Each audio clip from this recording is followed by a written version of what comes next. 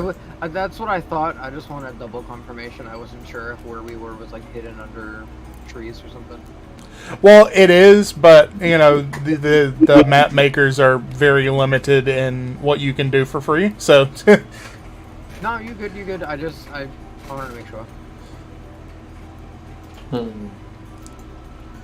and the three of the little like abandoned settlements that are closer together, are kind of up the hill, and that's where you guys are right now. And then there's kind of the path leading off, maybe another, let's say like 40 yards, but you can't really see it well because you're in pretty dense brush. Like, there's not really a path,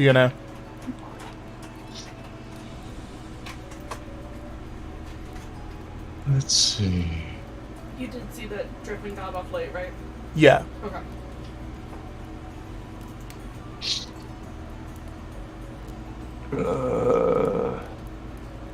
I want to say you got me the other set, the kind of JRPG set. I don't know. I guess it doesn't matter at this point anymore. I know you got me one of them.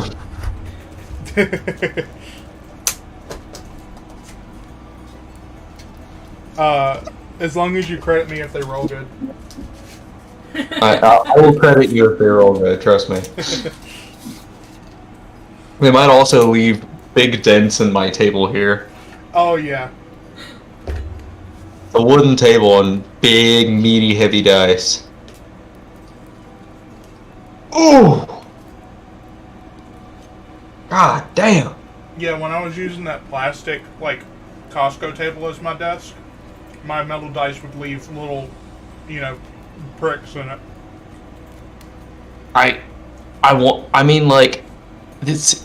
Theoretically that's a bad thing, but, like, it just... They're so meaty, I love it. Oh, yeah. Hello. Welcome. Makes each roll have more impact. I'm actively destroying my table for this roll. It is a powerful roll. Oh my god. So, how's everybody feeling tonight? I'm live. Talk amongst yourselves while I mute myself to pop this Ramune. Alright. What's that? I love what we have going on with the group.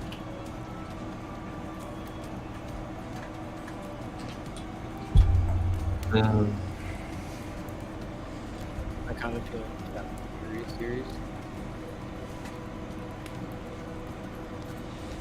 I'm sorry, Mortimer? Oh, I said I kind of feel like we're the Fast and the Furious series. It's all about family. Buddy. Well, it did not take Wolfram very long at all to just adopt all of you. He was like, I won't take them with me, and then he was like, they are mine. Mortimer, is it at all possible to turn your input volume up a little bit? You're just a little quiet. I can try.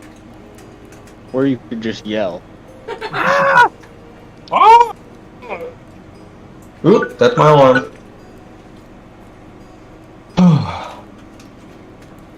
Testing, testing, testing. Hello. That is a Sounds bit better, good. yes. Could it be more better, or is this good? Because I can make it better. I can make it louder. I think that's pretty good for me, at least. It's good for me. I will say, just in case you're curious, I do always have you on max volume. Okay, that's fine. I want to do more research on how to format the microphone to make it sound better. But I'm not big brain.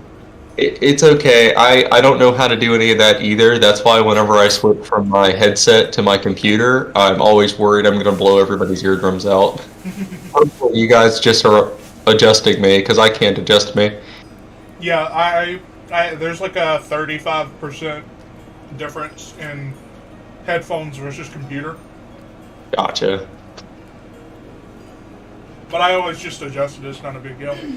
Sorry, I'm trying to scarf a couple of bites now because I had to take a shower and I was working on D&D stuff, so I haven't gotten to eat yet. But Yeah.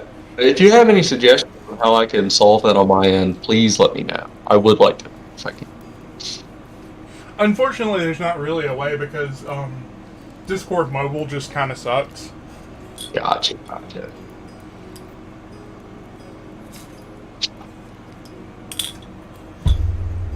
So, how's everybody feeling tonight? Did I already ask that? You did. Yeah, I'm still ready to destroy everything in front of me. I'm feeling savage. So, last time we landed on the island of Rotog and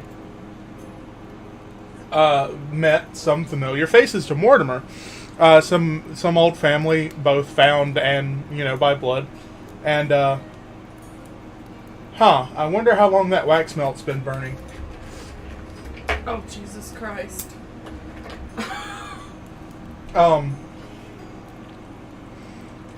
And with, catching up, having some drinks, talking, this and that, Mortimer's son, brought up that, this settlement that he's been running, that he's been trying to get, established, excuse me, they've been having some problems, some reports of, ghost dogs and, the odd apes that aren't really apes, but are at the same time and are weird, as well as pirates. There's always pirates in any island paradise. There's got to be pirates. And Wolfram, feeling this, immediate sense of family and wanting to take on this quest, led the charge, and we not trampled, I don't know why I said that word, led through the woods by Tortimer, had an encounter of one of these shadowy dogs being chased by some weird insect chicken turkey thing. After successfully defeating that and moving on to find the main big bad of last session, which was the Gorillon. I'm still not 100% sure how to pronounce that. I think that's probably as best as I could guess. I think that's probably right. And through a feat of fate, the entire party rolled before it, so they essentially got a surprise round and beat the fucking curb stomped its head in while it was half asleep. And we find ourselves here. I'm gonna say probably 30-40 minutes after the fact, given that Wolfram wished to skin the beast, which is totally okay. Just, it's going to take 30-40 minutes, I believe.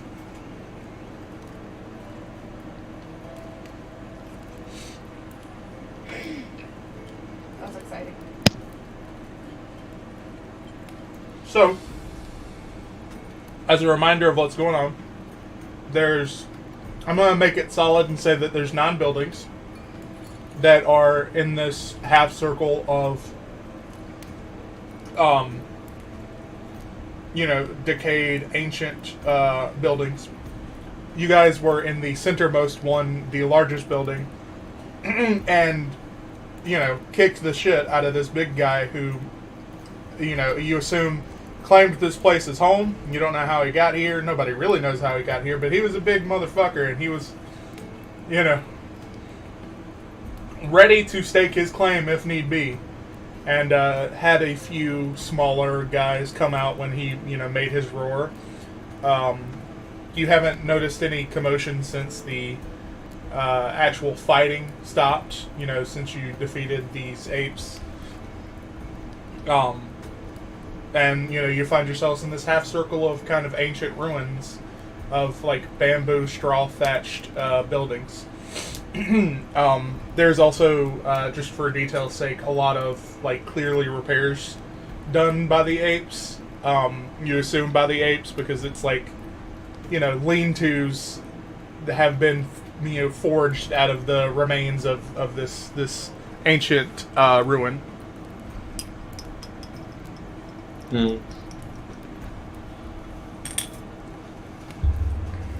I kind of want to just look around for a little bit. Investigate, I guess, a little bit, just to see what else maybe I can find. Okay. So, why don't you go ahead and give me an investigation roll?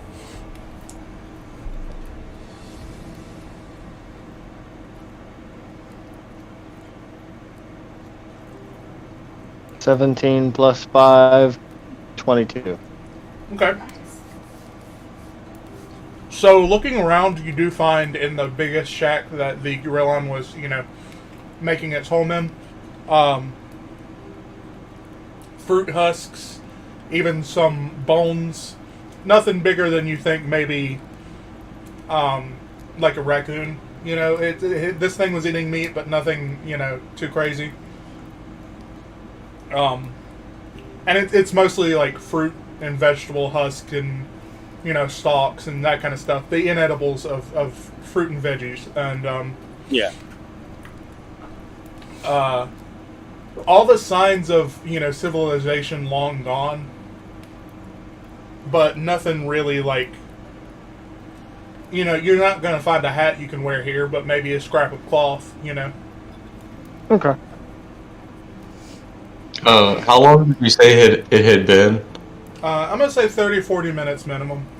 Okay. Wolfram's probably just finished skinning the Gorillon and is now.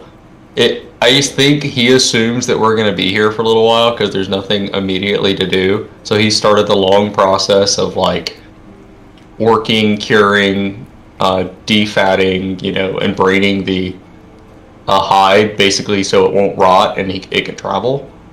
Gotcha. He's probably just like he's like starting a fire and setting up to be there for like several hours, 3-4 hours. And Tortimer has started doing the necessary things to give these guys a burial rite, and he has his like field shovel and is digging. I'm don't let me tell you what you're doing, but I'm sure Mortimer would be wanting to help. I was gonna wait for you to finish. I would like Mortimer to help out Ty. So they are, digging graves for the beast, trying to make a respectful burial.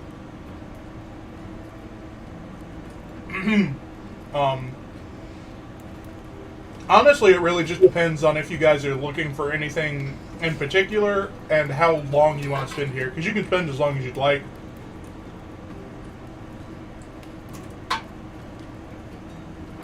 Yeah. Mortimer looks into the house with the big gorilla on and goes, "Oh, I'm gonna need a bigger shovel."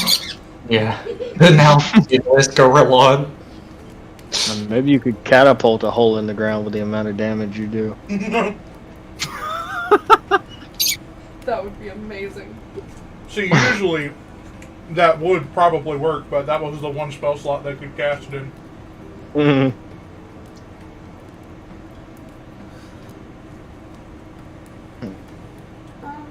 So this is technically a human-built ruin. As far as, well, a humanoid built. I mean, obviously there's different species of humanoid, but... Yeah, no, I think we got what you meant. Yeah, as far as you can understand, the obviously more recent lean-tos are far, far more primitive than the base. It's clear nothing has been here for a long time, possibly several hundreds of years even, before the apes came around and claimed it as their home. How dangerous... Okay. How far are all these buildings apart from one another? They're about, I'm going to say about 12 feet apart from each other. So, visible range within the entire party. Yeah. Okay. I would like to start looking around each one of them for maybe something usable. Are you looking for anything in particular here? Anything usable, a usable item, maybe possibly something left behind by anyone humanoid that was here before the apes took over. Okay. So stirring around, digging through the houses and stuff, you do find there's some old clay pots. Some of them have dry rotted corks that are kind of half hanging on. One in particular you do manage to find is corked up and sealed with wax over the cork, and you can hear a liquid sloshing inside when you manage to find it in the debris and ruins. It takes some digging to get to it, though. You think maybe like a root cellar or something is where these originally were. Okay. And they're about the size of like a football. They're kind of like ovular shaped with a square base so that they can square flattened base so they can sit. Yeah. That's interesting. That's interestingly specific. It is. I think I'll take it. Yeah. I'll, at the next convenient point, present it to the party, and maybe somebody could figure out what it is.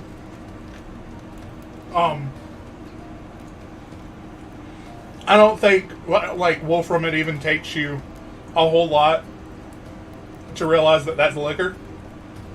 That's got to be liquor. It's liquor.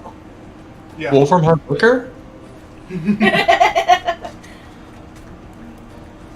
Driffin has presented to the party a clay pot that he's found that has a cork in it that has also been sealed over with wax over the cork. Wolfram momentarily puts down the gorillon's bladder that he was about to pierce, and takes the pot and sniffs it. Says, "Yes, alcohol. Pops the cork and takes a swig. Oh god, Yikes. make a con check.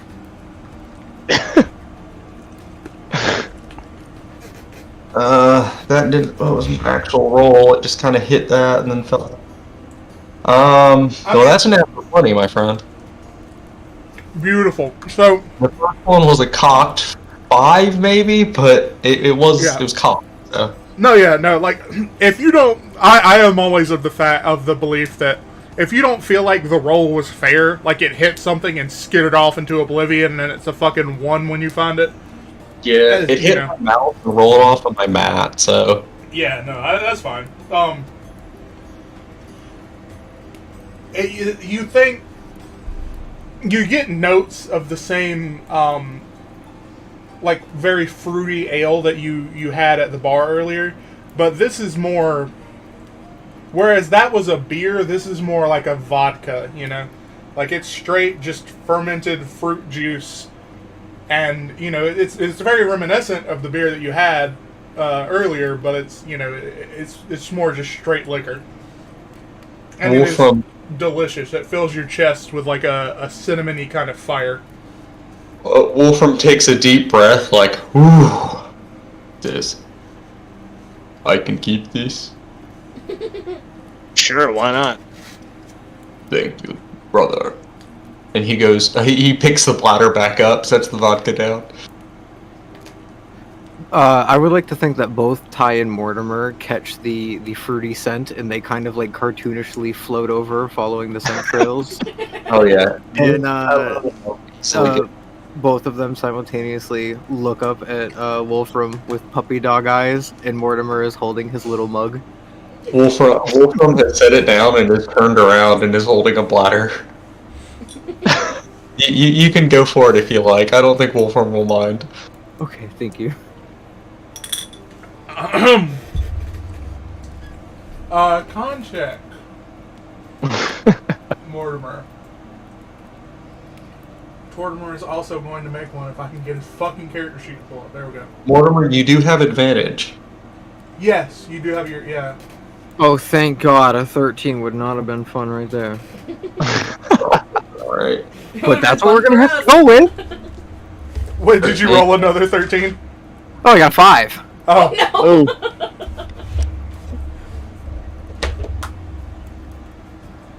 well, in Mortimer's old age, he's lost too much weight, so he can't hold his liquor that well. Right. Well, it's so delicious you can't stop drinking, and you don't realize it's hitting you until. Oh. Are you all sitting down, first of all? Because Oh, standing no. up is fun. He is standing up, but my man, he is dehydrated from digging those Yeah. graves. Fighting and digging graves, yeah. Yeah, crushing skulls. It hits him like a truck. so Raina, what are you up to during all of this? Because this is going to determine some stuff.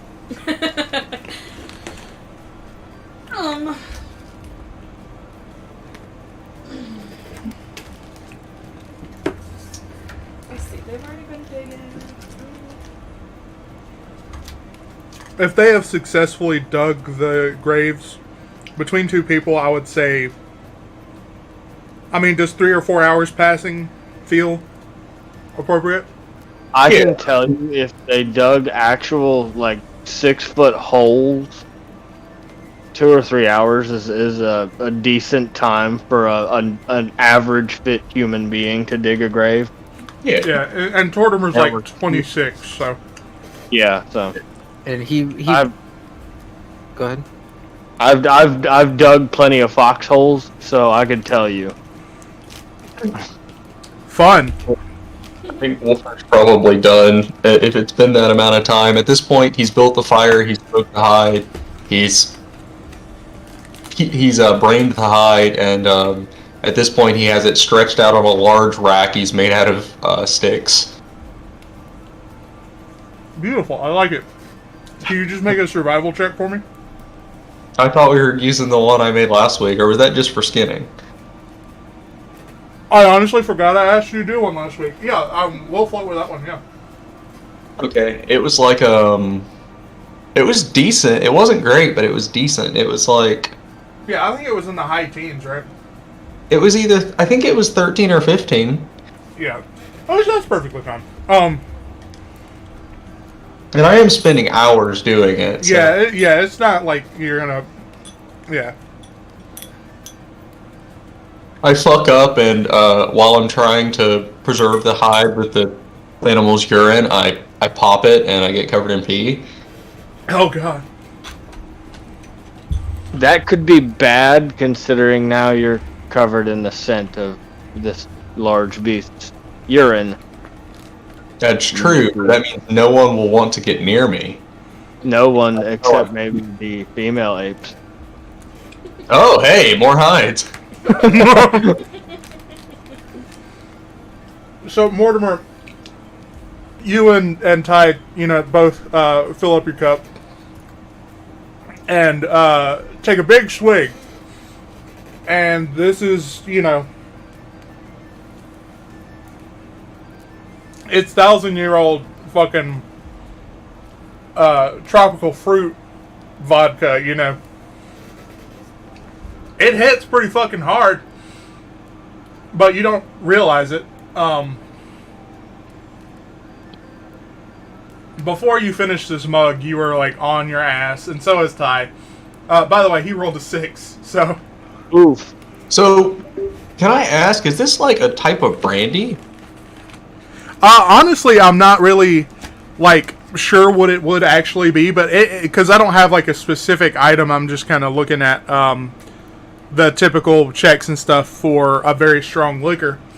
But in my head, it's either like mango or pineapple, like liquor. It's some sort of like fruit fermented juice liquor. Yeah. I gotcha. Fermented juice, would it be like a wine? I mean, that's the closest I could think of is like a wine. I mean, wine still hits hard as fuck. The reason I asked if it was a I thought it could be brandy a is mead. because if it's really, really strong, it's probably been distilled. Because wine can only get so strong, Yeah. the amount of, oxygen and the yeast and stuff like that. I think wine maxes out at like 22% before everything's depleted and it can't get any stronger. I think. I am not an alcohol expert.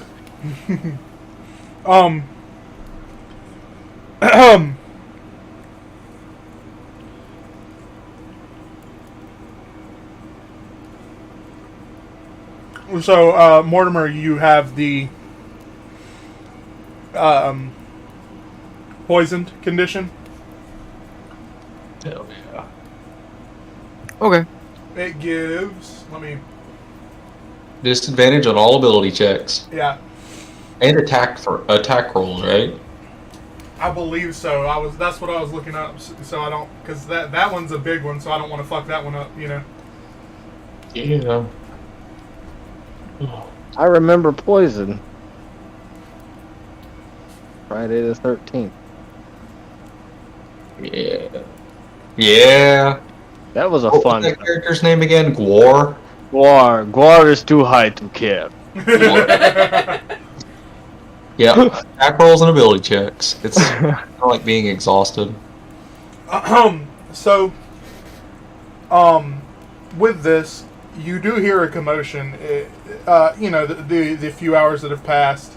I'm gonna say probably you have about 3 or 4 hours left on this condition at this point, because if you drink it kind of towards the beginning of this, and you know, blah blah blah, time, because it is alcohol, I'm not gonna make you do the things to get rid of it. I think it just passes over time, you know. Yeah. You could roll like a d4, see how fast it goes away. I don't know. That is a good idea, actually. Thank you. Sometimes I have those. I can't find a D4, so I roll a D8 and determine 1 through 4 is 1 through 4, and 5 through 8 is 1 through 4. Let's see.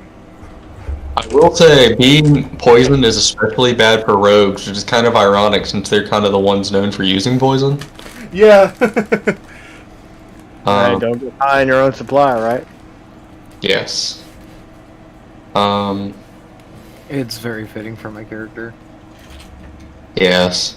Basically, it makes it almost impossible to get sneak attack.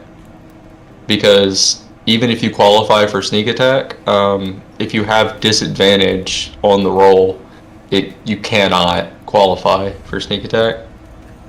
So it's super punishing for rogues.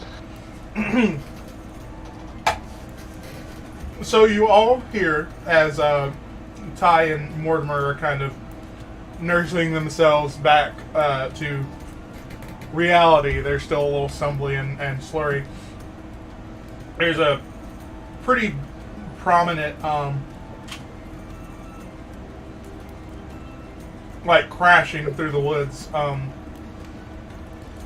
down the hill from you all.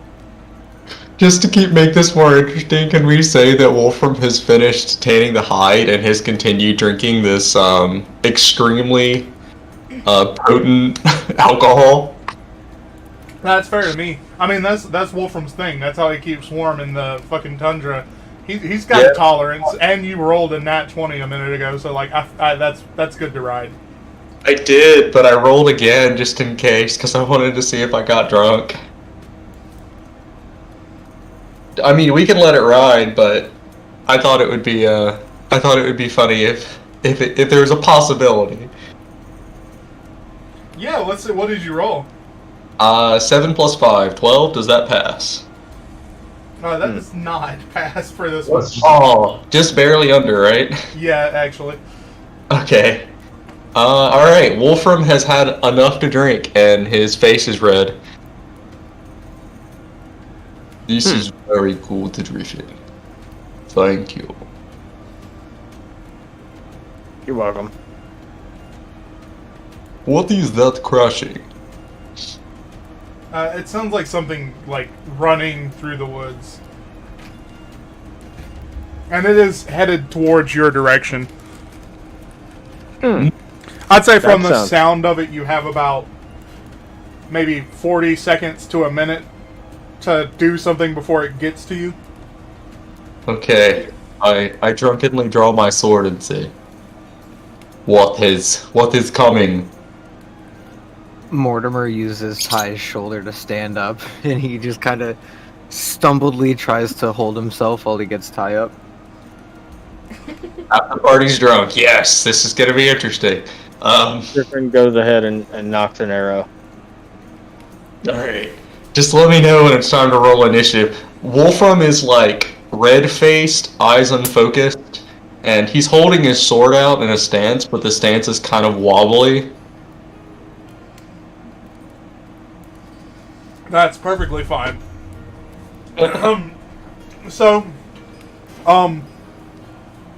A humanoid form. As it gets closer, you can kind of make out a little bit more features. It seems to be humanoid. 2 legs, 2 arms, standing upright. As it gets closer and closer, you can tell that his skin. He is a he. His skin is kind of this like brilliant umber, starting from his legs up to his head, fading from this like crimson red into a fiery orange color. And he is wearing only what seems to be a torn and battered like tunic cloth over his chest that is tied around his waist, and down his legs is kind of a loincloth. And he looks terrified as he sprints into this clearing, and he's looking over his shoulder pretty much the whole time, and almost runs dead into Wolfram, who is, kind of swaying slightly with his sword out. Does he run into Wolfram? No, he does manage to like sense the, you know how you can feel when there's a blade pointed at you? Yeah. Wolfram moves the blade out of the way and catches him on the shoulder and is like, whoa. Sit down, have a drink. I can't. They could still be after us. And he's actively trying to get away from you. Who is after you? I don't know who they are. The same people that always. I gotta go. And he, at this point, tries to pull away from you actively. Wolfram is too drunk to care. Yeah, he can get away. Wolfram points his sword at the place that this man just ran from. I would like Mortimer to wave him over and shout, "Hey, you're gonna be safer with us."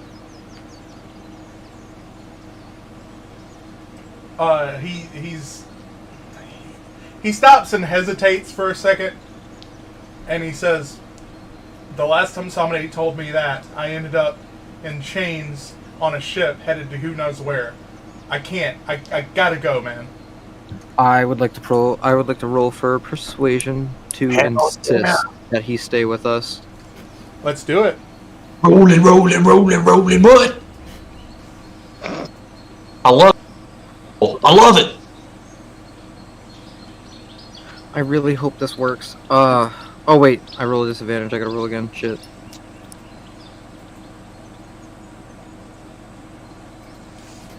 Alright, I hope a 12 works. Let me... Regardless of what it is, I have a particular sentence that I would like to say no matter how this plays out. Maybe that could give you advantage and you could not roll with disadvantage? If it's good enough, maybe... The second roll I got was a 17 plus 8. It would be a 25 if the sentence would kind of negate the disadvantage. Yeah, let's hear it. If it's good, maybe DM will grant you. Yeah, let's hear the sentence. Last time someone was in your position, that's how I met my wife. And how I have my beautiful son. And he gestures over at Ty. He stops dead in his tracks. Yes. Role play. And he looks at you and he says, I think you guys are actually who I'm looking for.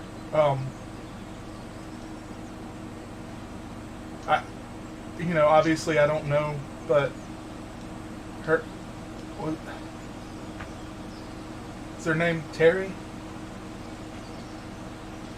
Mortimer's heart stops. Ty would nod.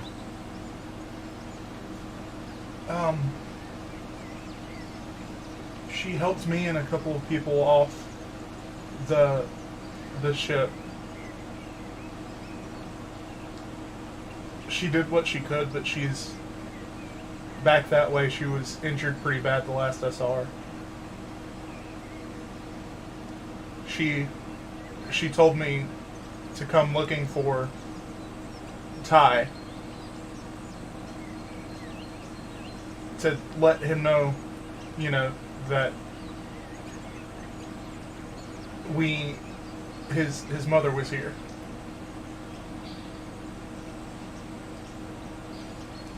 And he just kind of stands there a bit awkwardly.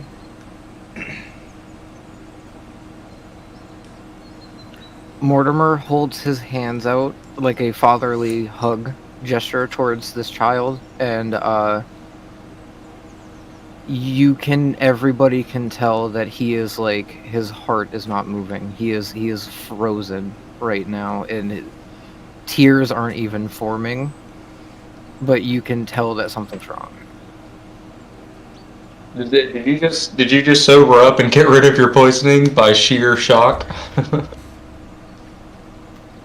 He could be stumbling, but that would be kind of cool. Narrative magic. Yeah. I mean, this is very sobering moment. This guy, he can't be older than 15, you know? Oh, man, he's a kid. Yeah. You know, his hair is, you know, again, these fiery hues of reds and oranges and yellows, but it's horribly disheveled. It looks like he hasn't, you know, bathed in probably weeks. He hasn't had a good meal in just as long, and he he goes in for the hug, and as he does, he begins to, you know, tears begin to fall, but he is kind of wordless. After the hug, Mortimer kind of looks at everybody, and he goes, "All right, guys, I know what we're up against, and it's not going to be good. We need to hold our ground as much as we can, and we need to fight to get to that ship." Oy.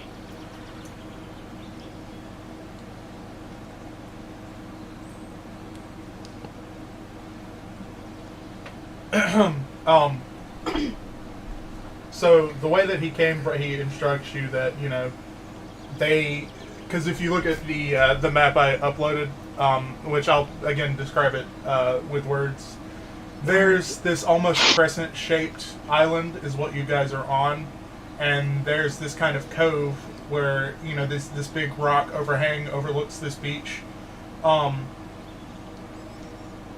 Mortimer, I'll because it might come up, I'll let you know that curved beach is the spot, if you catch my drift. Yep. And you know, it's just this alcove on this beach that faces out towards the ocean. Sometimes bigger ships dock back there. It's mostly just kind of a old scenic spot. If he came from that direction, he definitely was on a larger ship back in that area.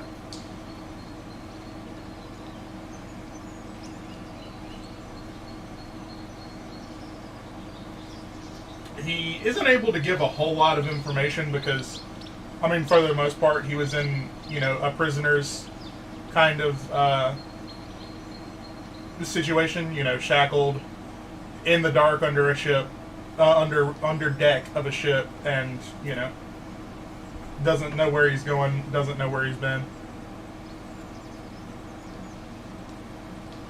Can I just kind of guess what race he is? Because I have some roleplay I want to say real quick. Yeah. Okay, is he a fire genasi? Yes. Okay, so Mortimer again looks at the group, And he's like, alright, guys. Terry is a water genasi. These people are most likely magical being poachers. They are pirates. They will do whatever they can to get their treasure, no matter the cost, even if it's at the extent of their own crew. We need to be very careful with our movements, but we need to get to that ship. And tears start to form in his eyes now at this point. I am ready to go. Ty, who has also sobered up from what the levity of the situation, puts his hand on your shoulder, Mortimer, and he says to you, "Matt, are you sure you're good for this? Because I'll be honest with you, Pops, I don't know that I am." That boy said last he saw my wife was still breathing. I'm going in. I will follow you. I will follow you. Driftman just nods. Ty nods and says, "That's good enough for me," and puts his hand on the. So far, he's been using, his cane, his staff, that has just kind of a bladed, sharpened tip on it, but he also has, moving his coat to the side, a basket hilt rapier. He puts his hand on the hilt of it, and stands up, and he's ready to move on. May I ask one thing more? Yeah. Okay, how long has it been since we saw the shadow dog and now? Probably like 6 or 7 hours. You guys got there pretty early in the morning the day before, and then hung out for a little while, like 3 or 4 hours until about lunchtime. So it's probably getting close to nighttime right now, like 8 or 9 in the afternoon. Okay. Yeah, this will be the third encounter that I've got done without a long rest. So The reason I'm asking is because if that's the case, then I need to recast Mage Armor before we go. I mean, I will say you do have the option of taking a long rest in these in this area. So far as you know, you cleared out the main danger. do we have time? Basically, I want Mortimer to make this call. Do we have time to spare? If you guys are taking a long rest, I'm going with OU.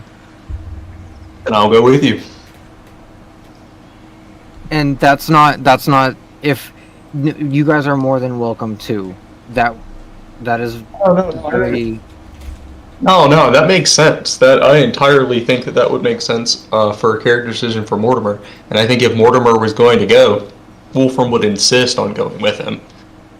well. I don't want to make anybody who needs the rest or wants the rest to feel like they can't take it. Like, seriously, do it, because you could probably talk Mortimer into taking a rest. I don't have any magic spell slots right now, so I could use them. I could use the long rest.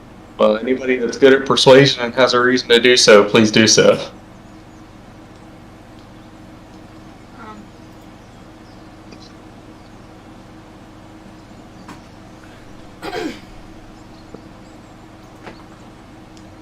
We all benefit from resting if somebody does want to. Yeah. Let's make this narrative, motherfucker. So,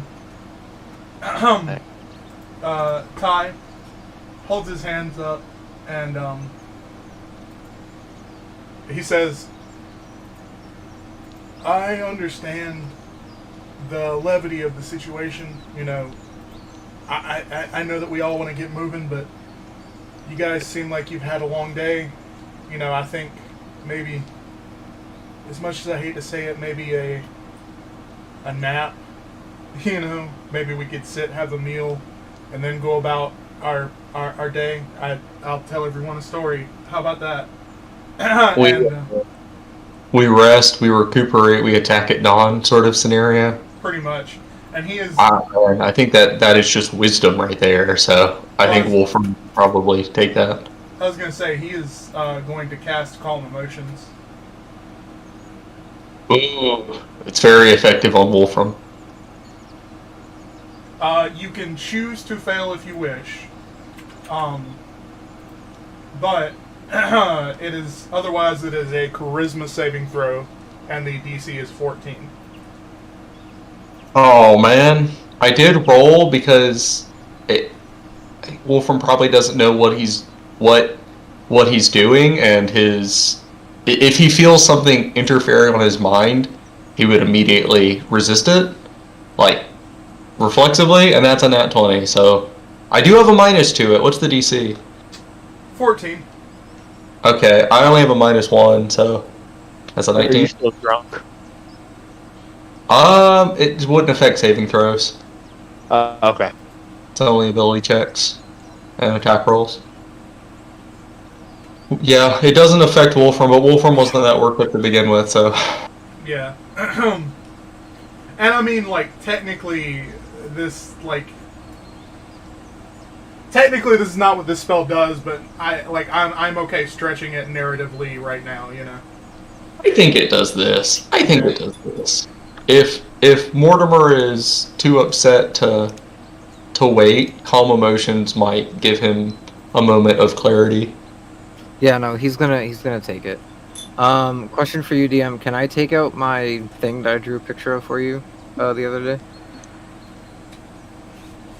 I am having trouble remembering what that was. He's dice.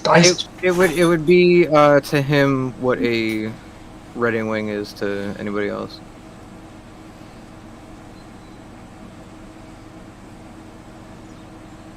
Yes, yeah.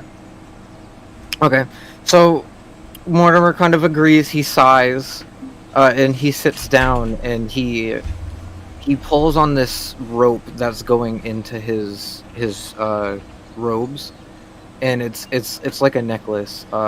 Attached to the rope is a jar, with a blue swirling liquid in the middle, and in the middle of this little vortex is a stone that has a spiral in the middle of it with a heart in the very center.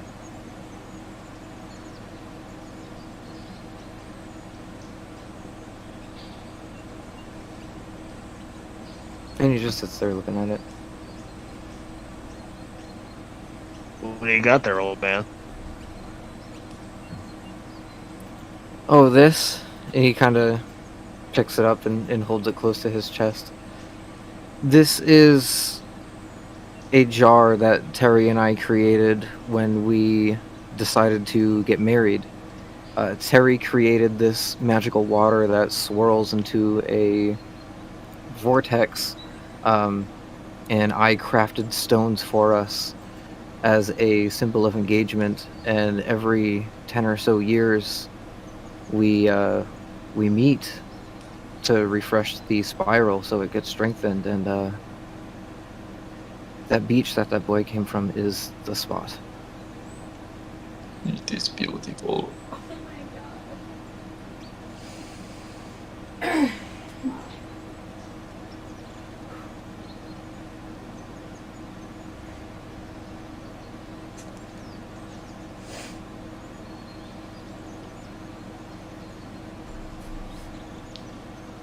I think I might die this episode. I'm sorry. Only emotionally. Yeah. Wolfram goes to sleep. He rolls over, wraps himself in the cloak, and goes to sleep early so he can get up early. Yes, finally a long rest. The thing is Wolfram probably would have been okay because he's kind of been doing okay these last couple of fights, but let's go ahead and... Can I go ahead and take the long rest? Yeah. Everybody, go ahead and take your long rest if you. I don't know what the end of that sentence was going to be. I Wolfram- appreciate the spell slots. Just saying. Long rest. I can recall my beast into a different form now, can't I? Yeah. so. You can summon it, so it can be here with you. Yes, it's gonna be a wolf. Wolfram wakes up early. He sees the wolf and says, "Not for." I cannot wait to understand what that means. Wolfram takes the Gorillon's skin off the rack. And you know what? No, he'll leave it there so when they come back through, they can get it. Leave a camp here. I want to note that I have instructed my wolf in combat to stick as close to Mortimer as possible. Cool. Much appreciated. Question: is the Fire Genasi child still with us? I think Ty would have pointed him towards town. You know, up to this point, you guys like had to beat a path, but you did make a path, and he could probably pretty easily, you know, follow it back. I imagine on the way here, we were just chopping through vines like Clayton from Tarzan. Yeah. Okay, perfect. I'm going to, with the wolf, stick close to Ty, because he needs to be protected from the poachers.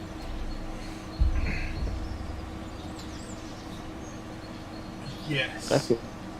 Yeah, I feel like he's going to be a target if they see him and recognize him as part Water Genasi.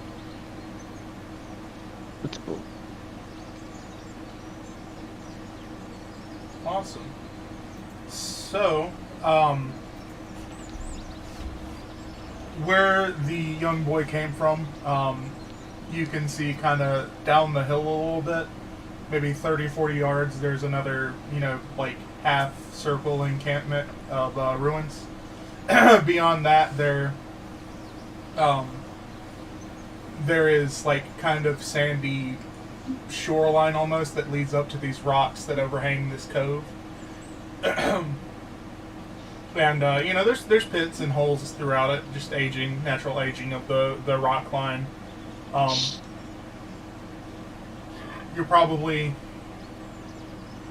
You're up on a hill, and that's how you can, you know, see it from this distance, but you're probably about a mile away from the shoreline.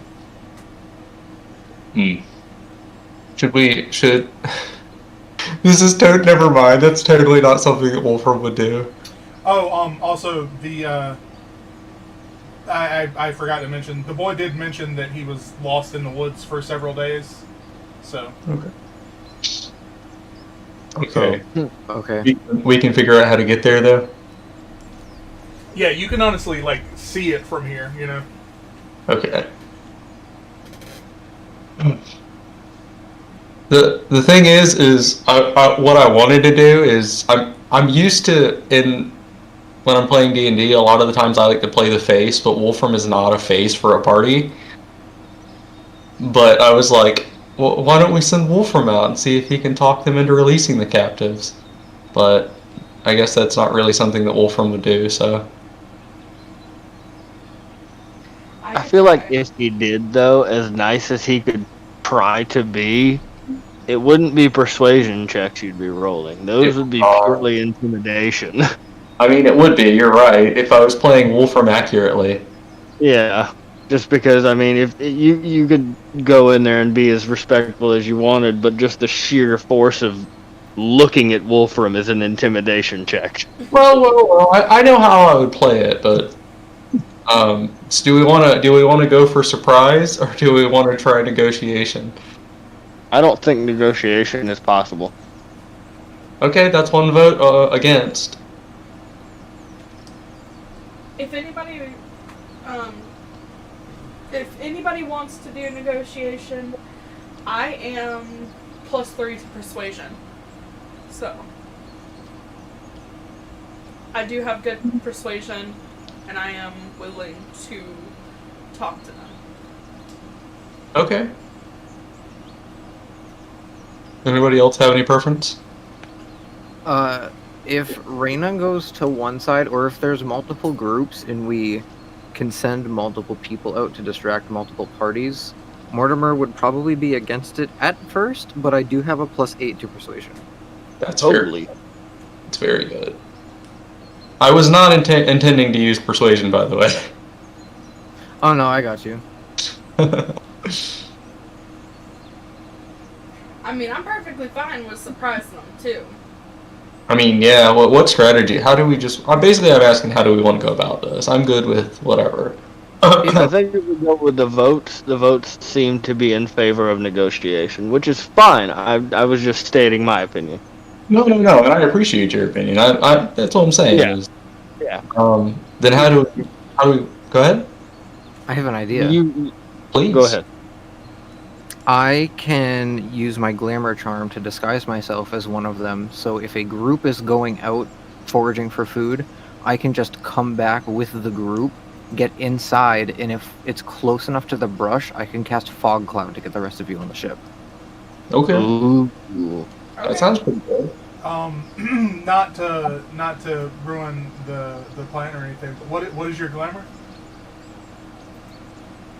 What do you mean? Like, what would I turn into? Yeah, it just changes your armor. Yeah. It doesn't change your look. It's not disguise self. Oh no, yeah, it would just be like a costume change, pretty much, right? Yeah. Yeah. No, that's all I would do. I would look at if I can see a couple of the crew members, I would try to kind of make a mismatched version of their outfit, so it's not an exact replica of one of them. I'll say you can see the cove. You can't see the ship yet because from this hill that you're standing on, it leads down to that beach, and you can kind of see the beach through the holes. But there's like a massive like rock overhang that kind of comes up and forms almost a bowl around this crescent. Okay. When we get closer, I'm gonna change it to one of them when I can see them. But for now, it's just his usual. He's got like a pirate's coat on right now with the tricorner. He's been wearing that since McGregor. Good. Can I not necessarily even suggest? I just want to throw out some ideas I have, and if they don't sound good, just tell me and we will do something else. I'm trying. So okay, here's what I'm thinking: cooperative, but also this might be kind of dangerous and stupid. So let me know if you think this is dangerous and stupid. You go about the route of blending in, right? God dang it! Sorry, my computer keeps going to sleep. And we have basically what I'm thinking is maybe we have the rest of you either stealth in or go around the Mortimer route of like blending in with them. Basically, have you guys hidden, whether that is among them or in the tree line or whatever, and then use Wolfram as a distraction. Send him out. He's got very bad persuasion. Send him out to quote-unquote negotiate with them and create a distraction, thus give you guys a chance to blend in more, hide among them, and then when the fight actually does break out, if it does, you guys are there and ready to do whatever we need to do to take advantage of the confusion. Does that make any sense? Yes. That makes sense. And I think it's going to be a when the fight breaks out. I don't know how this is going to go, but the boy did say it's been a week. I will let you guys know Mortimer is going to be furious because I kind of have a prediction of what we're going to see on the beach before we get to the ship. Okay. When we get to the tree line, I like the idea of Mortimer hiding among them and then using Fog Cloud to help get Reyna, Tortimer, and Griffin from the tree line onto the ship. But would you guys be okay with and are into the idea of Wolfram going out and quote-unquote parlaying with them? Because I feel like the factor of having a single man dressed like Wolfram walking from the tree line to negotiate with them is kind of a power move and might intimidate them. I'd be fine with Or that. maybe it won't. Yeah, that's good. It would act as a distraction. Sorry, you guys go ahead and... No, I'm fine with that. Yeah, I'm perfectly fine. Okay, I just don't want to go in there and be like messing up you guys' plan. My ideal here is to work with you guys to come up with a plan that we're all happy with and we all have our hands on. I'm not trying to here and be like, no, we should do what I want to do, but I'm trying to, this is a cooperative role-playing game. Everybody should get a hand in on this, That's fair. Yeah. Is there anything special you want to do, Driven? Yeah, I mean, not really, no. Aside from what your plan is to just kind of... Me being, like, kind of a better ranged attacker, I think hiding in the tree line's a decent idea. Yeah, and taking advantage of Mortimer's opening when he casts Fog Cloud to get on the ship. You've got the confusion element. You can help escort Reyna and Tortimer in and the wolf and all that. Yeah. I think that this works because it's partially Mortimer's idea. It's partially your idea because you were in favor of stealth, and it kind of also works with just throw Wolfram in as a distraction. If you guys are okay with that. I was going to say, fine. with this scenario, would it entail that we do kind of get a surprise on them? Or not really? A Wolfram wouldn't get a surprise, but maybe you guys would. At the very least, you wouldn't be seen. So maybe advantage, I don't know. I guess that really depends on how this plays out, honestly. Yeah. I'll say, if you successfully sneak aboard, and the keyword is sneak here, Yeah. then yes, that will probably give you a good advantage. And not advantage in the D&D technical sense, but you would have the upper hand, you imagine. Yeah, that's what I'm more worried about. I'm not worried about rolling advantage and stuff like that. I'm just worried about having an upper hand on them. Yeah. Then would Wolfram acting as a distraction here provide possibly an opportunity or cover for them to sneak aboard? Or Mortimer infiltrate or whatever? I guess we'll see how it goes. I can't really I don't want to metagame this. This is definitely a play-by-ear scenario. Yeah, it may work, it may not. Let's see how it goes. Alright, we approach the tree line. What do we see? Oh, sorry. No, you're good. I was just going to say, I am going to go ahead and cast Mage Armor on myself before we leave. Cool. Keep me honest on that. Remember that. What is your AC with Major Armor? 16. Cool. Hell yeah, that's good. Yeah, it's from a 13 to a 16, so... So, you guys are approaching the edge of the tree line. Yes. Yeah. Okay, so you can get sight of a large ship in the bay. Seems to be anchored there. It's not really moving or anything. There's a few small rafts in the water beside it. Doesn't look like any, like, you can't tell any movement or action on board from here, but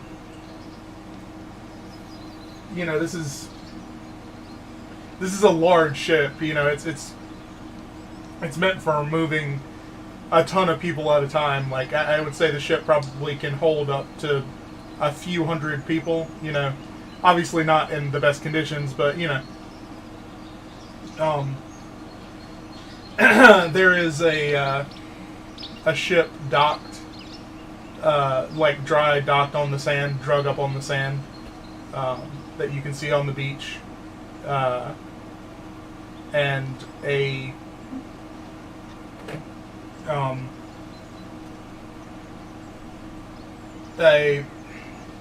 sorry, I'm struggling with this one.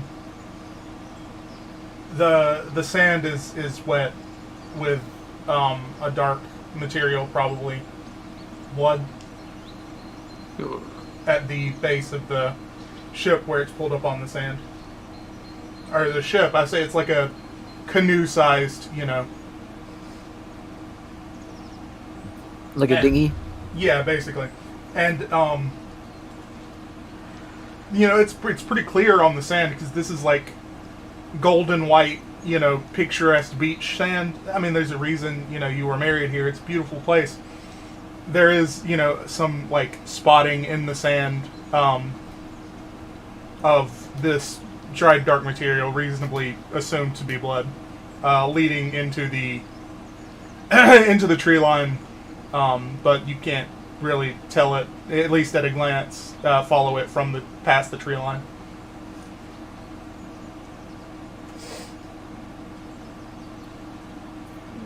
So there would be no point to follow the trail.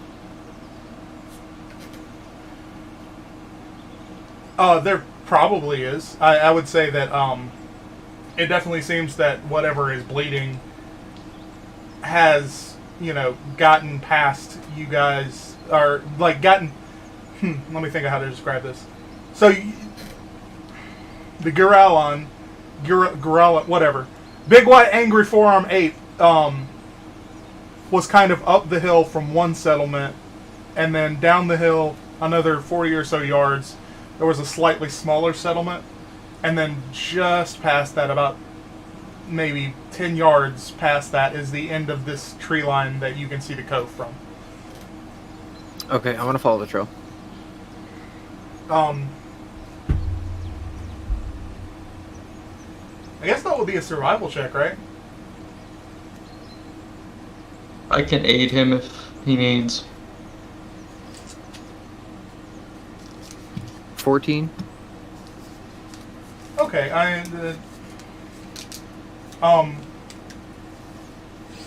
you're able to follow signs of movement, broken brush and such. There's not a lot of blood to follow beyond that point. Into one of the ruined structures, where a door looks, kind of torn off its hinge halfway. It's kind of hanging loosely. It doesn't look to be from age. It looks like something was trying to get in and was clumsy about it,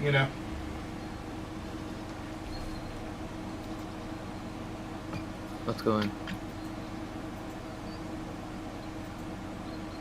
Alright. Where are we going? What are we doing? I would like to open that door. Mortimer has followed this trail into one of these structures that has some signs of, recent.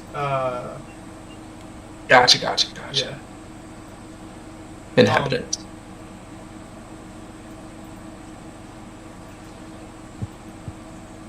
That's what you would like to do. More. So Ty is following closely.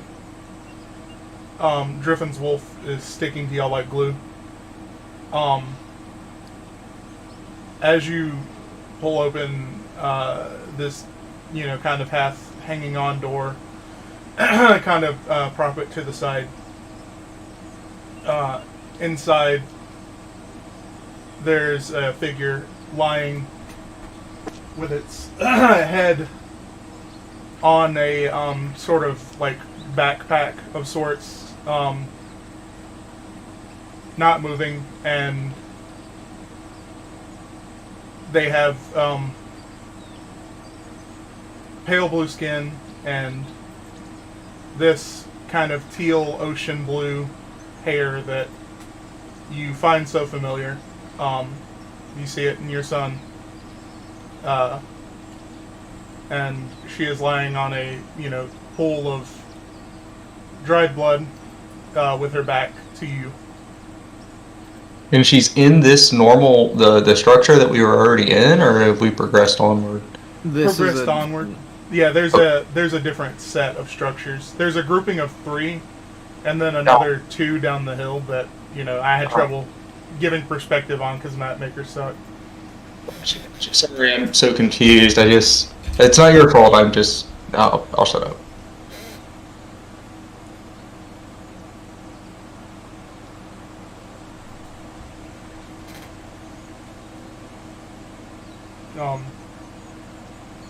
Before you lies the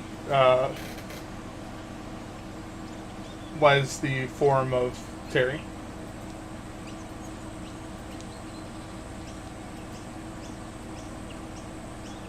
Does the whole party see this, or just Mortimer and Ty? I mean, I think Mortimer and Ty were in the lead of this, and Ty is behind Mortimer slightly. I don't know if it's strong enough to push him, but I feel like he would back out of the way if he saw it. I would like to cast Mage Hand and push Ty away as far as Mage Hand will go. Mage Hand cannot push people away. I'm sorry. If he sees the hand moving towards him, would he back up? Hold on. We have to stop here for a second. Mortimer is not magical. He's been using a goblin, right? Or am I misunderstanding? I've been using Mage Hand and disguising it as a goblin, but at this point, where he can't focus on anything right now, it would be just a regular like hand. It would look like his hand. Okay, so Mortimer is magical. All right.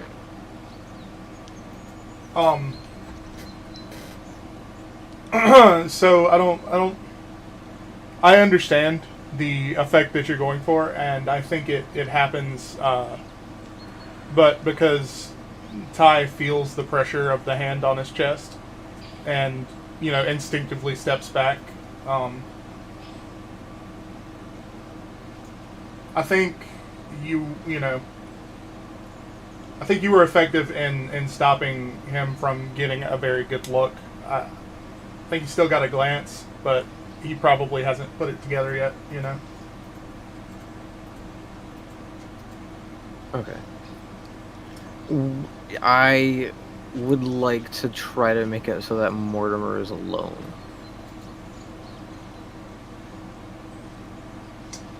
What are you doing to do that?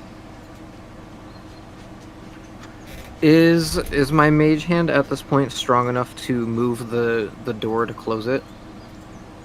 Mage Hand can move 15 pounds, so it can close a door. Yeah.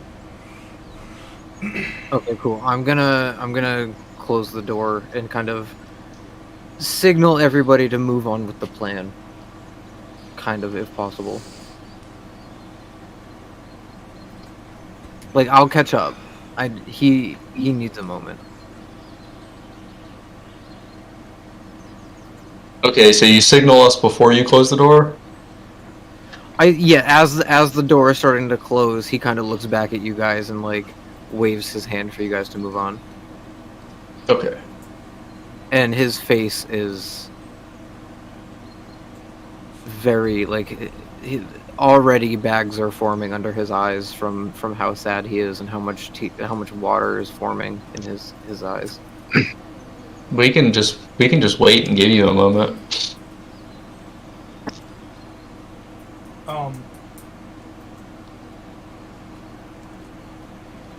So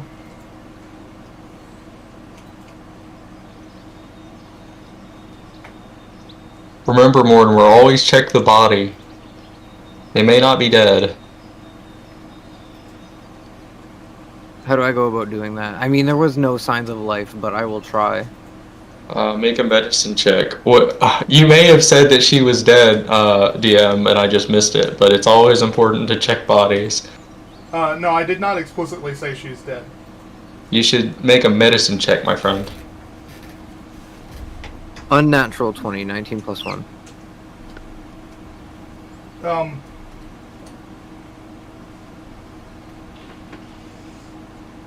You think that she's been gone for at least a couple of days.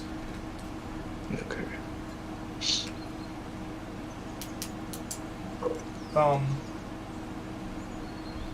While checking her body, she had her back facing towards you, so you had to roll her over. When you did, there's a clutched in one hand is a splintered piece of bamboo. Looks like she probably pulled it from the wall or the floor, something from this makeshift structure. And stained on the end is stained on the end, and clutched in her other hand is a half crinkled sheet of paper that I'm sending to you now. Yeah.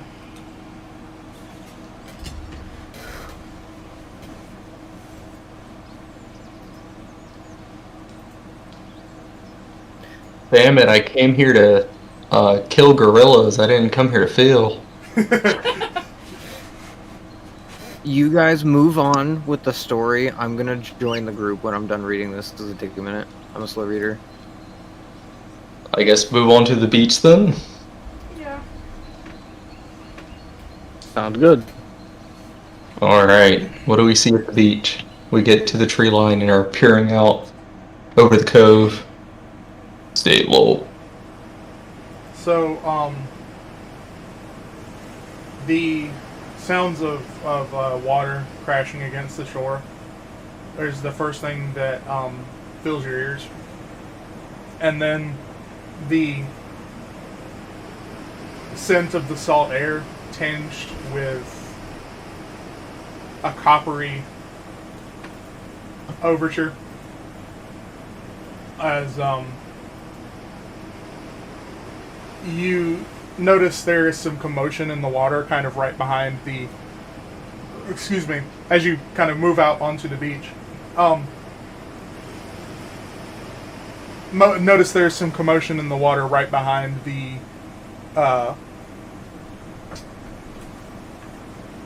lifeboat, raft, canoe, whatever I was calling it. The dinghy. Yes. And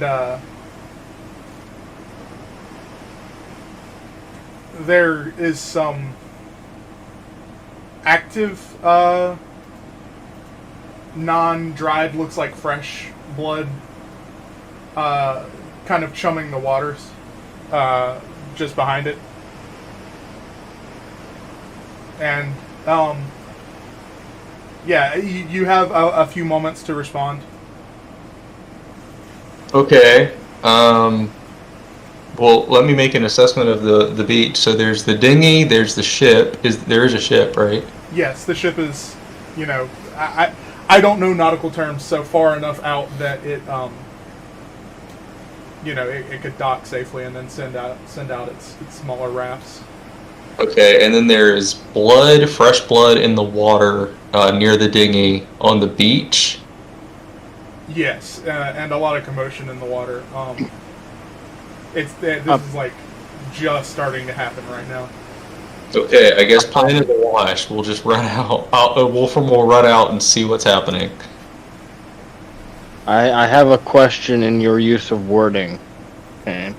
Yes, Is the ship docked or anchored? anchored. Okay. Further out, because it's not really a dock. They have to be up on the beach at a place like this. I just wanted to make sure I understood correctly. Yeah. Alright, yeah, I run out to the edge of the water. Sprint there, if you will.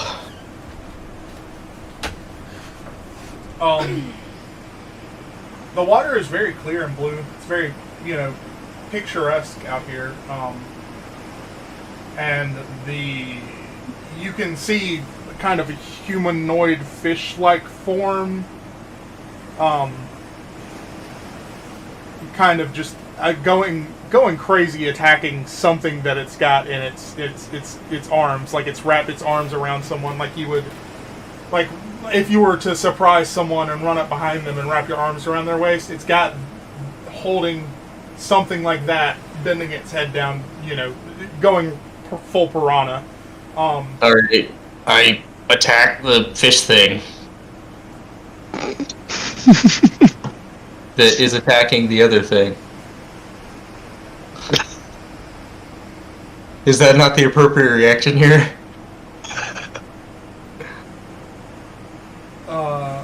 Roll initiative.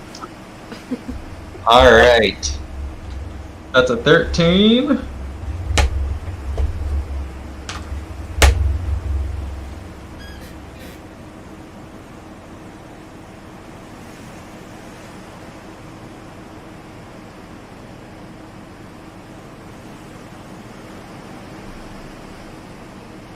Okay. You are, you go first, obviously. So this thing is kind of going ham on a chunk of whatever it's got, and go ahead and make your attack on it. So just to be clear, this beach is kind of one of those that, like, it doesn't necessarily fade smoothly. It's got more of like a drop off, and the water that it's in is about like 5.5, 6 feet deep. So it's not crazy, but I just jump in, yeah, no problem. cool. Let's go ahead. Do I need to attack with this? Well, no, I'm using the. Well, yeah. Do I need to attack with disadvantage? I'm using the sword. I think this first one is fine because you kind of like jumped in, bringing it down on him. Okay. That is a 23. That hits. Nice. I'm glad it did this. I'd be concerned if it didn't. I'm two-handing it. So I'll roll damage.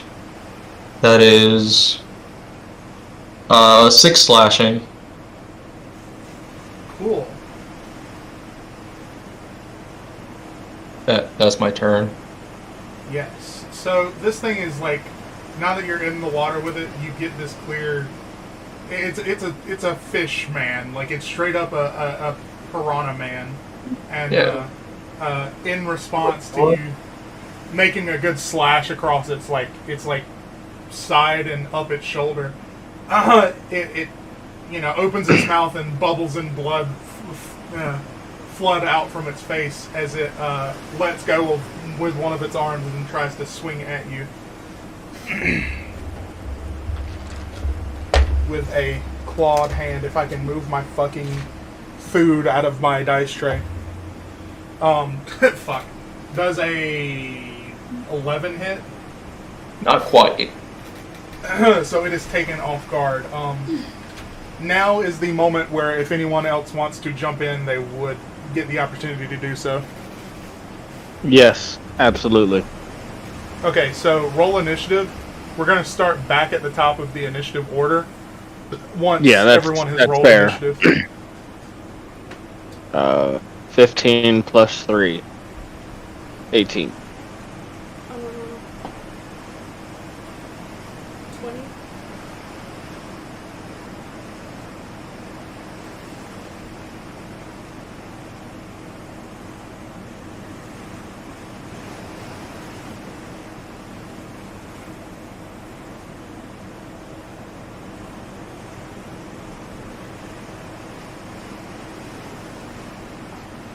Okay, so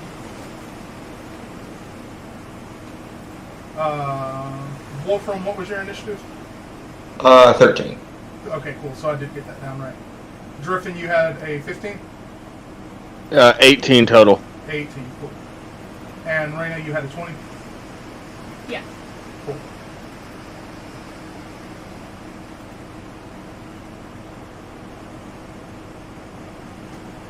Ah. Cool. So, Raina, you would be the first to get your move. Okay. Okay, can you tell me exactly where this thing is? Again, sorry. So you're probably about 20 feet away from it. It's behind the... I mean, yeah, that's pretty much exactly what it looks like. Oh, this big one. Yeah. Okay. Pretty much about 20 feet away from it. There's a small, dinghy in between you and it and Wolfram. And Wolfram is in the water with it. I wasn't sure if it was a Sanguine or a Kuatoa, but no, I have confirmation. No, I can metagame. No, I'm just kidding. Okay. I would like to cast Frostbite on it. Nice. Freeze the water around it. That's kind of badass. Do it. You need to save on a con throw. Okay, what's my DC? 13. Is that right? Yeah, 13. I suppose a 3 doesn't save. Nope. I don't think so. Let me count real Okay. quick. It takes 2 cold damage, and it has disadvantage on the next weapon attack roll it makes before the end of its next turn. Gotcha.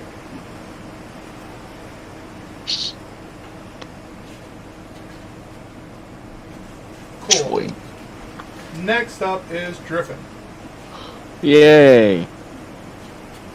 Mm. Wishing you had your turtle right now, aren't you? Do what? Wishing you had your turtle right now, aren't you? No. I mean, it would be cool, but... Meh. What is this thing classified as? Medium humanoid. Okay. I think I'm just gonna make an attack. I don't want to waste a spell slot on something that might not be that threatening. I don't know anything about this thing, so... I think I'm just gonna make an attack. Cool. Go ahead. I'm assuming with your bow. Yes. How far away you said? About 20 feet. Yeah. Actually, I think I'll move in 10 feet and then take a shot. That would bring you like right up to the water line, just so you know. You're not necessarily in the water, but the waves are lapping at your feet, you know? No. I don't want to be near the water in case. Okay. So I'm gonna roll attack. 17 plus. Where is it? 5. 22 hit. Yes, that hits. That'll be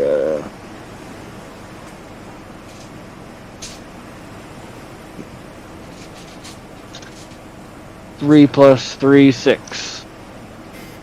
6 damage. Nice.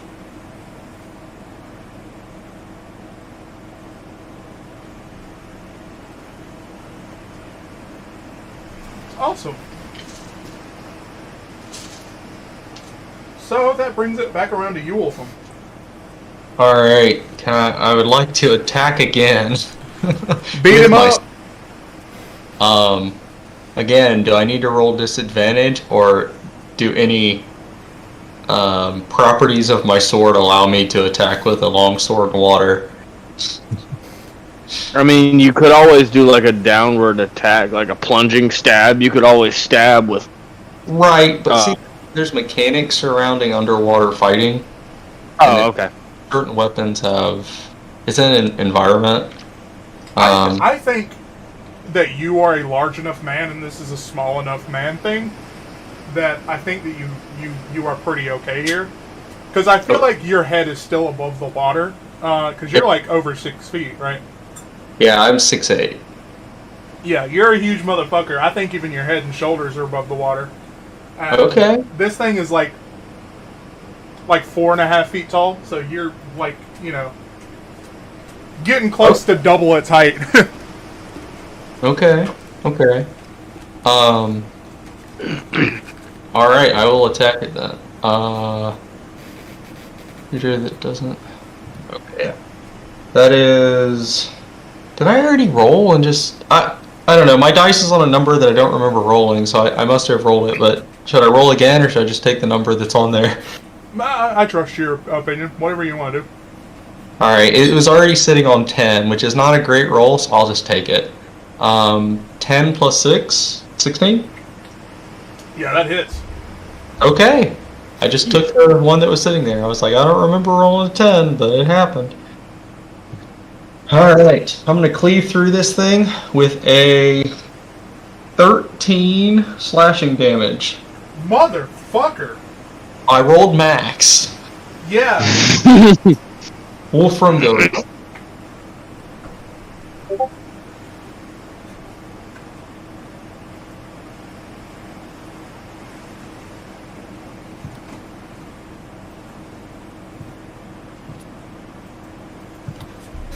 That is my turn, though. Well, that's its turn because you cut it in half. Okay, good. GG, scrub. It's got an arrow sticking out of its neck. It's frozen partially in the water, and Wolfram just cut it in half. I love it.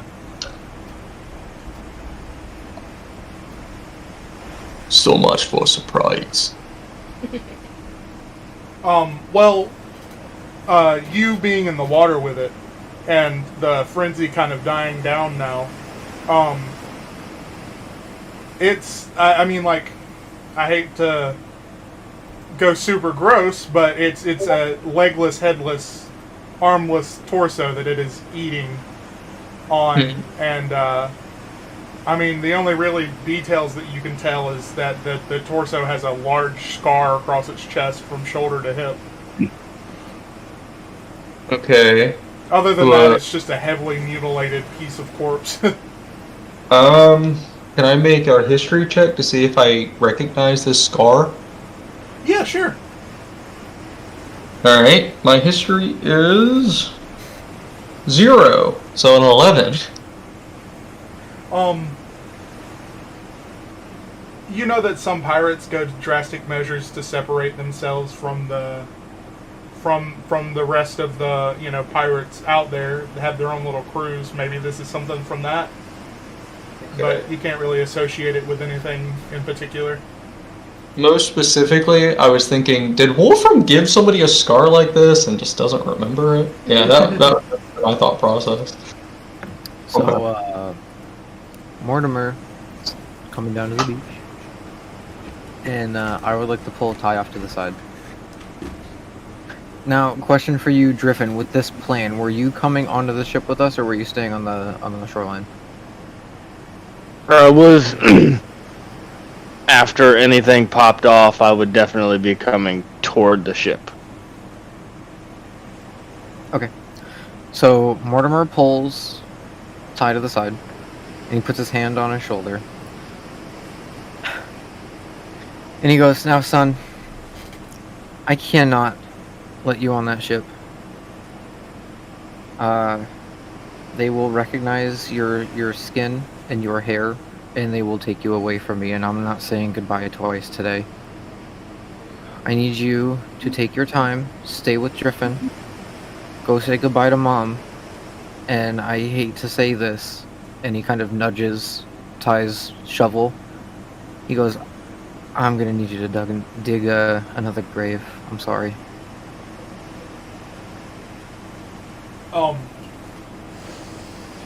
He stands there silently for a second. Sorry, this is actually fucking me up. He stands there silently for a second and nods and goes in to hug you. Yes, very, very, very big embrace. And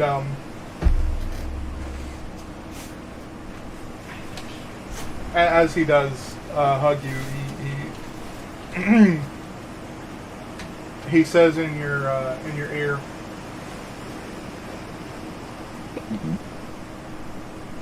"I didn't get as much time with her as you did. I can't imagine how you feel. I'm sorry." And with that, he leaves the embrace and trots up the shore back through the alcove to do his business.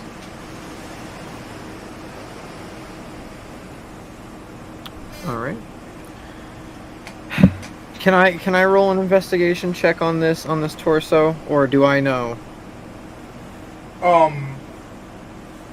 I feel like you personally would recognize it. Like, this is you would know definitely that the scar mark, specifically the scar from the right shoulder to the left hip, all the way across, one smooth motion. That big scar like that is a trademark of Scarchest clan, the clan that you saved Terry from all those years ago. Okay. Perfect. So I just kind of look at the torso, and I nod, and I look at everybody, and I'm like, "Let's do this." Wolfram pulls up his hood and looks up and says, "What they day for rain?" In the Air Tonight starts playing as the rain falls. No.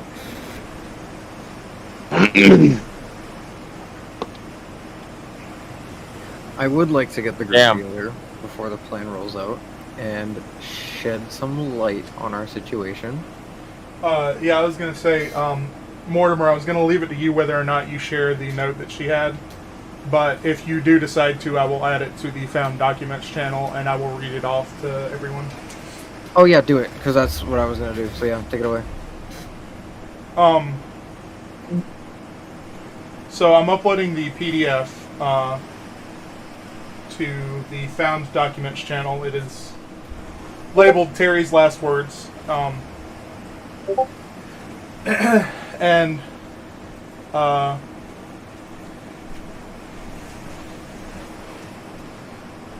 I will now read this off. This note reads, I write this now as I fear the worst may be yet to come. In the event that it does, and I am unable to return to you, I hope and pray that this sheet of paper makes its way to you as the universe brought you to me all those years ago. I found them, Morty. I found the ones who started all this. The ones that took me from my home and took my family away from me. I've been tracking them all this time, fighting for my life and hoping I get the chance to right the wrongs done to my kind. Hoping that I would get the chance to rid the world of evil in man and prevent anyone from hurting the way I do. I know that many will think it's selfish, but this isn't just for me. It's for you. It's for our son, his children and their children and all of my kind out there in the world who live in fear knowing that people exist who would hunt them down because they were born different. People that would take them and rip out what makes them special and claim it as their own. It's not right and I must put an end to it. I found the daughter of the man who took me. She's taken up the family trade, so to speak. Her and her crew are headed to Rotog. I think it's for Tortimer. I will not allow this to happen. I will stop her at all costs. It's time to end families being torn apart. That section is in a dried ink that is a different color from this next section. Some time has passed between entries. They've anchored out near the cove of the beach that we were married on. Miss Mollimer, tell her thank you again for officiating. I wouldn't have wanted anyone else.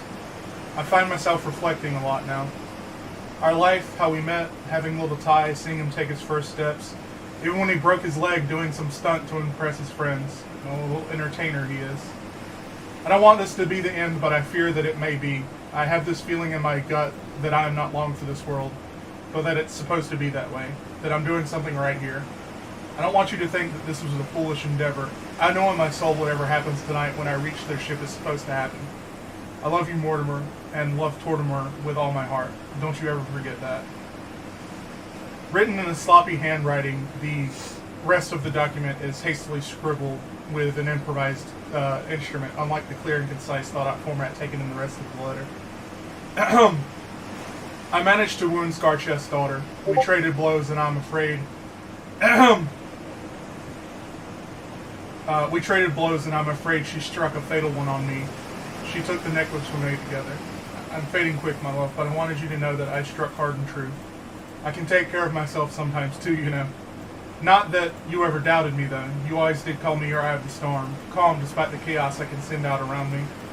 I'm so sorry I won't be there to keep your whirlpool spinning. I will always be your eye of the storm, your dewdrop, your little splash of sunshine. Just, I'm gonna have to do it from the other side of the mist. I promise that I will be there to welcome you to the other side. For you are and always will be the wind, and the text stops here, the D ending with a smear down the page, leaving the message unfinished.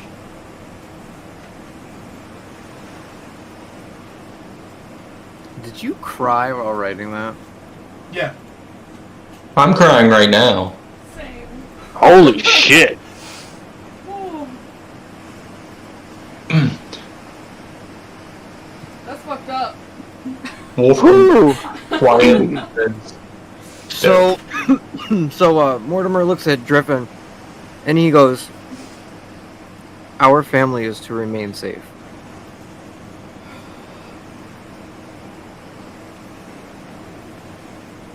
Insinuating that he's to protect Ty while they're together. Griffin nods and heads off in the direction Ty went.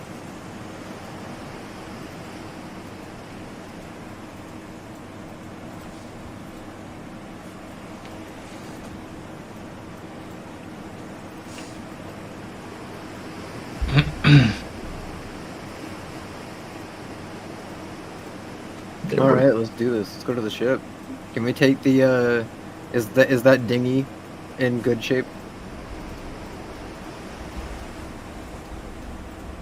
It is. I mean, it's, kind of soaked through with pirate blood, but A little spittle. Yeah.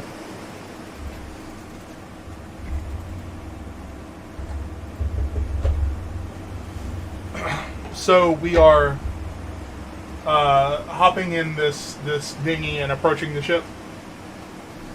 Yes. Is Wolfram coming with us? Because Yeah. the ship is not on shore like we had originally planned. Yes, Wolfram's coming with you. Perfect. Okay. And is there a second dinghy for Driffin if he needed to?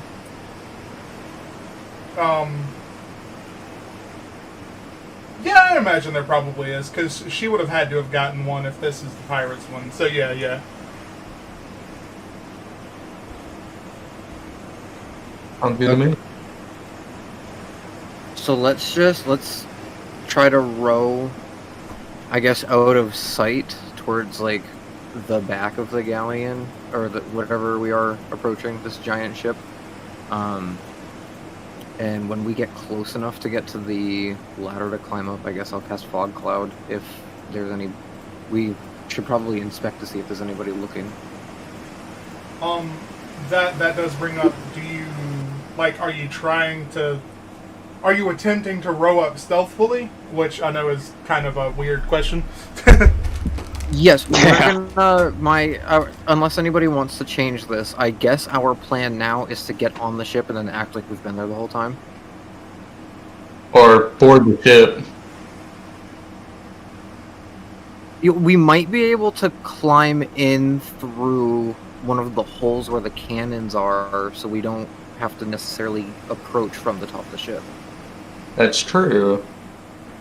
Wolfram was probably can get onto the deck of the ship via the anchor, because I think he's done that a couple of times at least. I also feel like the portholes that cannons point out of are a little too small for Wolfram to get through. Yeah. Oh yeah, definitely. Plus, what do you do when a large man just climbs onto the deck of your ship? Yeah, a nearly I love 7-foot piece of muscle. Wait, all I can picture, has everybody seen Ace Ventura Yeah. Yes, when he's coming out of the rhino? the rhino.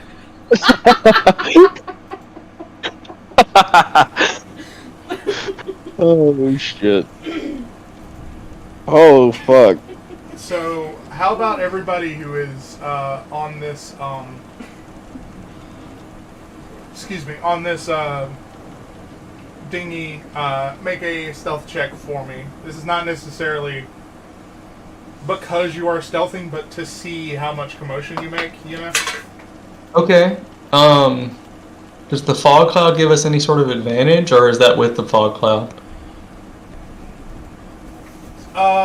I think it would. Explain to me exactly how you are using it again. Sorry, I'm dumb. Oh. No, you're good. We were gonna use it so that Wolfram can climb up and try to get below deck to start searching for like a disguise outfit or hide somewhere. We're just trying to get him below deck with it. Reyna and I can probably slip through the portholes that the cannons come from. I think Well- I can because I got nat 20. Yeah. It sounds like the plan has changed a little bit. Maybe on the way there we can kind of discuss it. Maybe the plan is now put Wolfram on the deck to cause a distraction while you guys get into the ship under deck and kind of start doing your thing there. I'll draw attention up top. You guys do your thing. Okay, Get that these works. hands on the deck. Does that sound okay? That Yes. sounds fine to me. And Reyna got a nat 20. I got an 18 plus 2. I got an unnatural 20. Okay, I like it. I got 14. So, Wolfram, you are causing the distraction. Yeah, I'm gonna climb up the anchor and get up top while they, Oh lord, I did not need this in my feed. Oh lord. Oh lord.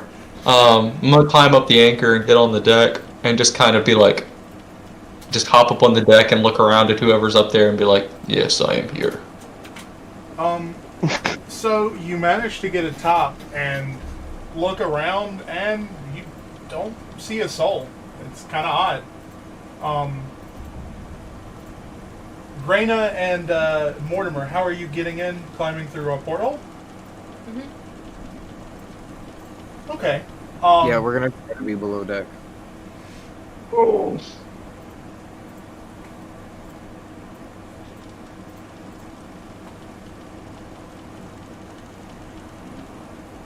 Okay, so you hop through, and what you find as you two kind of very stealthily slide into this ship through these access ports, these portholes.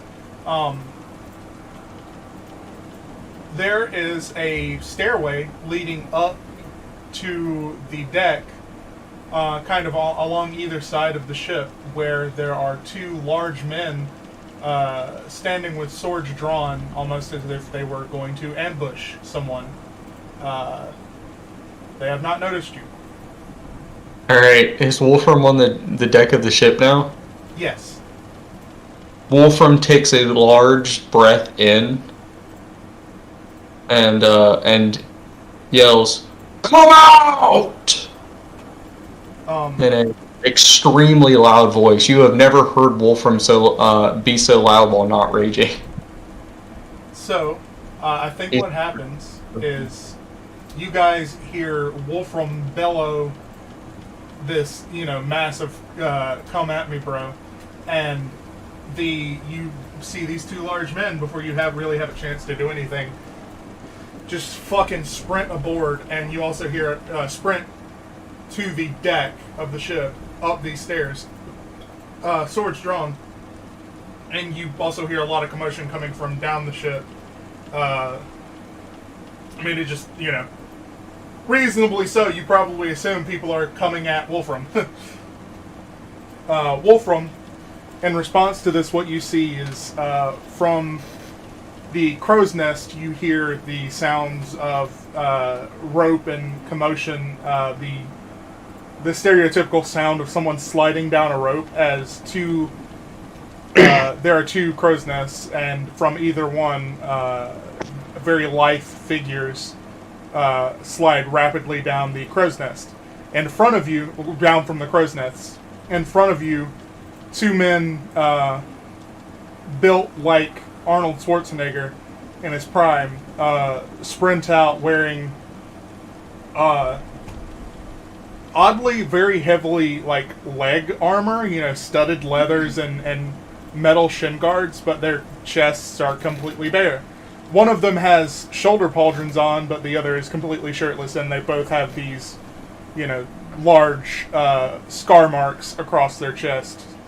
From the, did I say right shoulder to the left hip? Yep.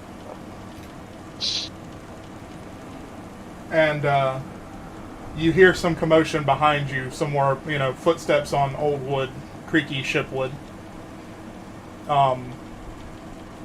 In all clarity, there are 6 people around you right now on the deck. Alright. And I think that's where we'll leave it off this session. Oh man, damn. All right. I was ready. I still got like an hour before I gotta leave, but... Well,